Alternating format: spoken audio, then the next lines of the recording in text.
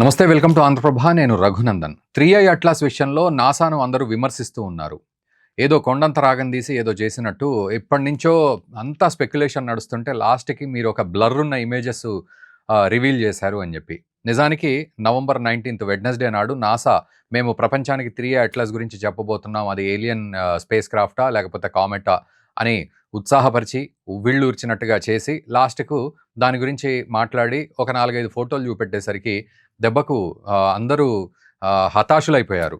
ఏమిటి మీరు చెప్పేది ఇంత, ఈ మాత్రం ఇమేజ్‌లు మేము ఇంటర్నెట్‌లో వెతికితే కూడా దొరుకుతాయి అన్నట్టుగా అంటున్నారు.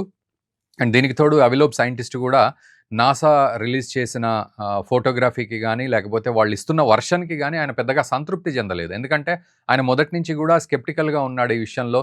మీరు కామెట్ అని దీన్ని ఎట్లా చెప్పగలుగుతారు అని ఆయన ప్రశ్నిస్తూనే ఉన్నాడు. 12 క్వెషన్స్ వేశారు ఆయన. అనమోలీస్ అంటున్నాం. 12 వేశాడు. వీటికి ఆన్సర్ లేదు ఎవరి దగ్గర, ఈవెన్ నాసా దగ్గర గూడా. బట్ స్టిల్ ఆ 12 క్వెషన్స్ అలాగే ఉన్నాయి. ఈలోపు నాసా మొత్తానికి బుధవారం నాడు, అంటే మనకు ఇక్కడ అర్ధరాత్రి సమయంలో మొత్తానికి రిలీజ్ చేసింది. కొన్ని ఫోటోలు, కొన్ని ప్రెజెంటేషన్స్ రిలీజ్ చేసింది. అయితే ఏమిటి అంటే 3i అట్లాస్ విషయంలో పెద్దగా అద్భుతమైన విషయాలు ఏం రివీల్ చేయకపోయినప్పటికీ కూడా నాసా చెప్పేది ఏమిటి అంటే ఇది ఏలియన్ స్పేస్ క్రాఫ్ట్ అయితే కాదు. It's a comet, just comet. అన్ని కామెట్ల లాగా ఇది కూడా ఒక కామెట్. 2017లో వచ్చిన ఓumuamua కామెట్ లాగా, 2019లో వచ్చిన బొరిసోవ్ కామెట్ లాగా ఇది కూడా ఒక పెద్ద కామెట్. కాకపోతే కంపారిటివ్లీ వాటికి కంపేర్ చేస్తే ఇది ఒక పెద్ద కామెట్. నిజంగా మనం జనరల్గా ఆలోచిస్తే ఒక బాల్ లాంటిది కనుక 2017లో మనం కామెట్ చూస్తుంటే ఈరోజు ఒక పెద్ద బిల్డింగ్, ఒక మల్టీ స్టోరీడ్ బిల్డింగ్ని చూసినట్టుగా ఉంటుంది ఈ 3i అట్లాస్ని చూస్తే. సో ఇంత పెద్ద కామెట్ అనమాట. సో ఇది నాసా ఏం చెప్తుంది, అమిత్ క్షత్రియ అతను అక్కడ దానికి సంబంధించి అసోసియేట్గా ఉన్నారు. ఆయన అన్నిటికంటే పెద్ద పోస్టులో ఆయన ఉన్నారు. అమిత్ క్షత్రియ, ఆయన ఇండియన్ అమెరికన్ ఆయన. సో ఆయన చెప్పడం ఏంటంటే ఇది ఒక కామెట్, ఇది స్పేస్ క్రాఫ్ట్ కాదు, ఏలియన్ స్పేస్ క్రాఫ్ట్ అంతకంటే కాదు, ఇది ఒక కామెట్, న్యాచురల్ కామెట్, కామెట్ లాగే బిహేవ్ చేస్తోంది అని చెప్పి ఆయన చెప్పారు. 4 సైంటిస్టులు కూర్చొని వాళ్ళు లైవ్ పెట్టారు అండ్ అడిగిన క్వశ్చన్లకు కూడా ఆన్సర్ చేశారు. బట్ ఓవరాల్గా నేను చెప్పేది ఏమిటి అంటే వాళ్ళు చెప్పిన దాంట్లో దీన్ని కామెట్గానే వాళ్ళు డిక్లేర్ చేశారు. ఏలియన్ స్పేస్ క్రాఫ్ట్ అయితే కాదు, ఏలియన్స్ వస్తున్నారు అనేదంతా కూడా స్పెక్యులేషన్ మాత్రమే, మేము ఇప్పుడు అఫీషియల్గా కన్ఫర్మ్ చేస్తున్నాం అని చెప్పి వాళ్ళు చూపెట్టారు. సో వాళ్ళు అనడం ఏంటంటే, ఇంకొక ఆశ్చర్యకరమైన విషయం ఏంటంటే ఇది మన సోలార్ సిస్టమ్, అంటే మన సూర్యుడు చుట్టూ ఉన్న గ్రహాలు ఈ సోలార్ సిస్టమ్ కంటే, మన సూర్యుడి కంటే కూడా పాతది అయ్యి ఉండొచ్చు ఈ యొక్క కామెట్టు.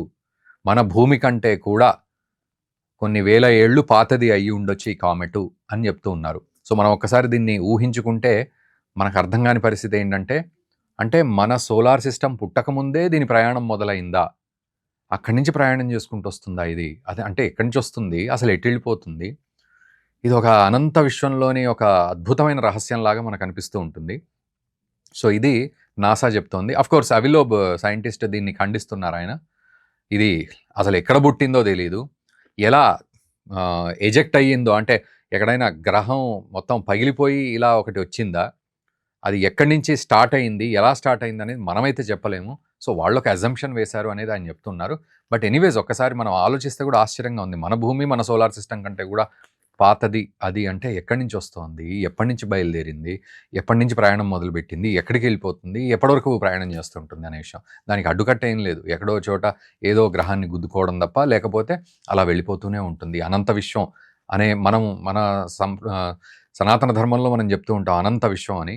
సో అట్లా ఇది మనకు పర్టికులర్గా అర్థమవుతుంది. మొన్నటి వరకు మనం నెప్ట్యూన్ అండ్ ప్లూటో వరకు మనం మాట్లాడుకున్నాం గట్టిగా చెప్తే. అయితే ఈ నాసాకి సంబంధించిన అసెట్స్ ఉన్నాయండి. మరి వీళ్ళు ఎట్లా అబ్జర్వ్ చేశారు ఇది అంటే, వాళ్ళు చెప్పేది ఏంటంటే సైంటిస్టులు, నాసా అసెట్స్ ఉన్నాయి, వాటి ద్వారా అబ్జర్వ్ చేశామని. ముఖ్యంగా మార్స్ మీద రోవర్ తిరుగుతోంది అండ్ చుట్టూ స్పేస్ క్రాఫ్ట్ తిరుగుతోంది. సో ఇవన్నీ కూడా అబ్జర్వ్ చేశాయి. అంటే వాళ్ళ అసెట్స్ గురించి కూడా వాళ్ళు డిక్లేర్ చేశారు. ఏమిటి అంటే హబుల్ స్పేస్ టెలిస్కోప్ తోటి చూసాము అని. హబుల్ స్పేస్ టెలిస్కోప్ మనందరికీ తెలిసిందే. ఈరోజు అది 35th బర్త్డే జరుపుకుంటోంది ఈ సంవత్సరము.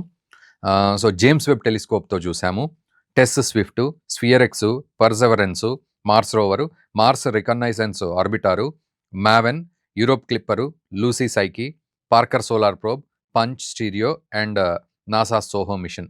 సో ఇవన్నీ కూడా నాసా అసెట్స్ కింద ఇవి కొన్ని స్పేస్ క్రాఫ్ట్స్ ఉన్నాయి, కొన్ని టెలిస్కోప్స్ ఉన్నాయి, కొన్ని రోవర్స్ ఉన్నాయి. ఇవన్నీ కూడా అటు మార్స్ మీద నుంచి అండ్ మన దగ్గర నుంచి కూడా ఇవన్నీ కూడా అబ్జర్వ్ చేశాయి 3i అట్లస్ని.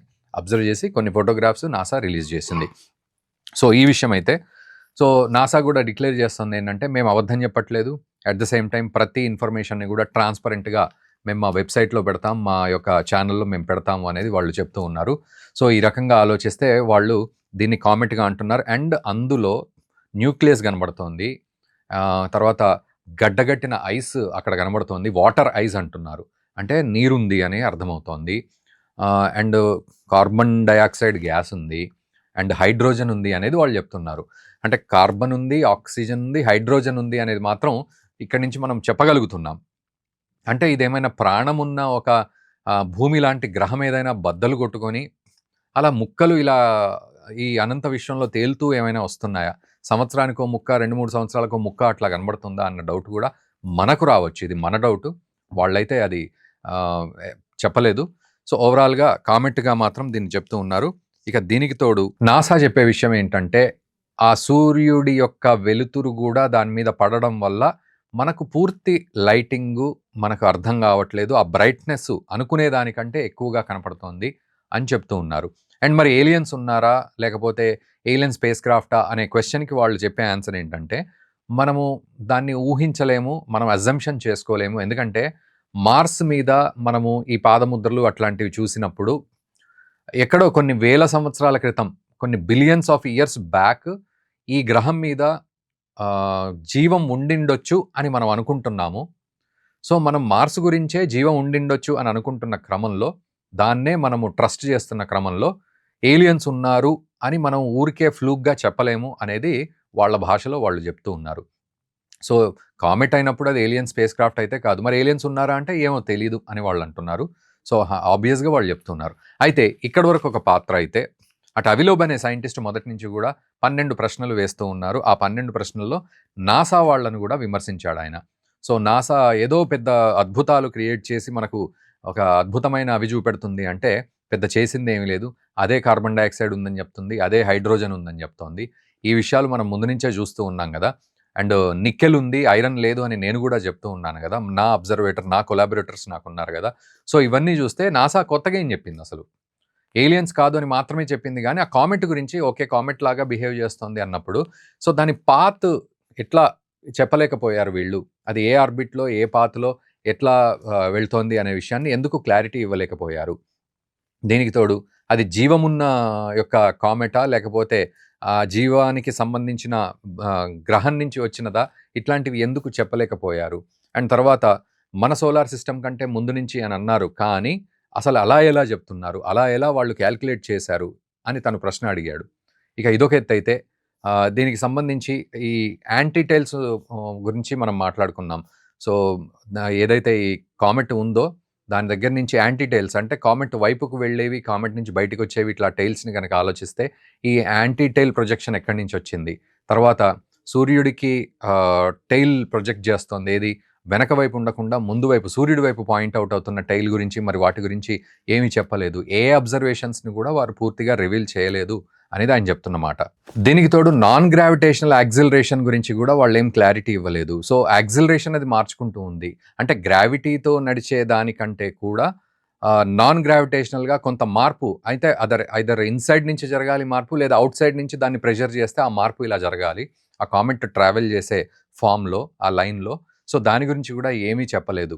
అండ్ ఈ కామెట్ గురించి కూడా ఇంకా వాళ్ళ అబ్జర్వేషన్స్ ఏవో ఉన్నాయి కానీ దాచిపెడుతున్నారు. బట్ ఏదేమైనా ఒక సైంటిస్ట్ అనేవాడు రాంగ్ డేటా అయితే ఇవ్వద్దు, అది చాలా పెద్ద క్రైమ్. కాబట్టి నాసా వాళ్ళు తప్పుడు సమాచారం ఇచ్చారు అని నేను అనుకోవట్లేదు, బట్ ఇచ్చిన సమాచారం మాత్రం సరిపోదు అని అవిలోబ్ అనే సైంటిస్ట్ చెప్తూ ఉన్నారు.